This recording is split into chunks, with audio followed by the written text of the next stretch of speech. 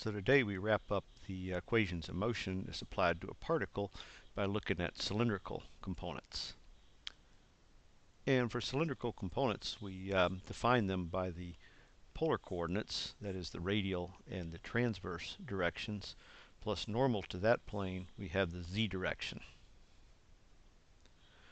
And so we sum forces in all of those directions, set them equal to the mass times acceleration in that direction. And we may work one three-dimensional problem, but most of the problems we look at, we're only going to have planar motion. So the motion will exist in the radial transverse plane. And when we sum forces in the z direction, some of that forces will be zero. A lot of times we'll need to sum forces in that direction anyway, especially for problems that involve friction.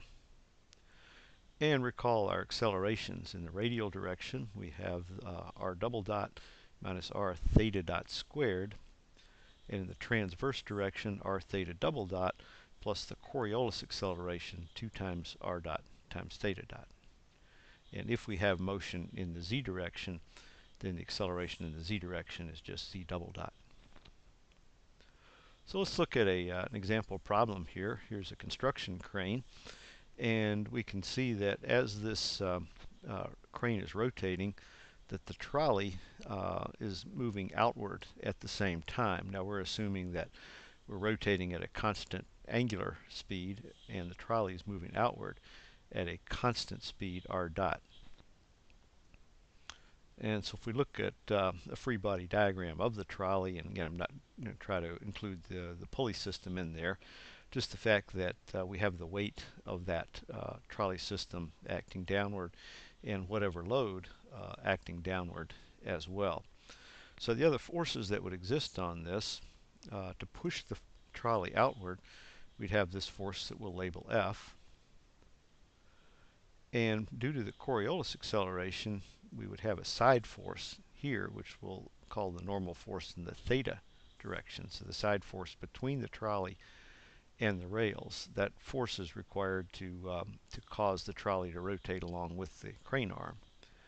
And finally, in the z direction, we would have a normal force as well, which is really just the reaction force, reacting the load, which is given by the tensile force here, T, and the weight of the trolley itself. So from that free body diagram, we write the equations of motion. And in the radial direction, the force that's required to push the trolley outward is equivalent to the mass times the radial acceleration. And since we said that the speed outward, r dot, is constant, we can get rid of the r double dot term there. In the theta direction, the normal force between the rails and the trolley, that side force, inch of theta is equal to the mass times acceleration in the transverse direction. And because we said that the rotational speed theta dot was constant, then that r theta dot double dot term goes away, and we're left with the Coriolis acceleration that way.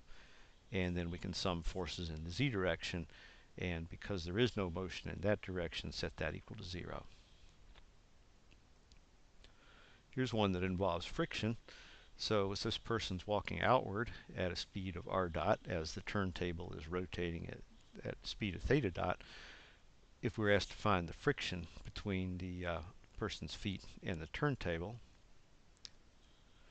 then we recognize that we have two components of acceleration. There's acceleration both radially, r theta dot squared, and the Coriolis acceleration in the transverse direction. Therefore, you have to have components of friction in both of those directions as well.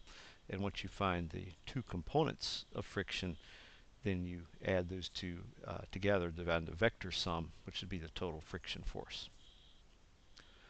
So now that we're finished with the equations of motion, next time we'll start looking at another method of analysis for these type of problems, work and energy. And the basic concept here is that the change in kinetic energy of a particle, which is related of course to its change in velocity, is the sum of the work done by the forces on that particle. So that'll be next time.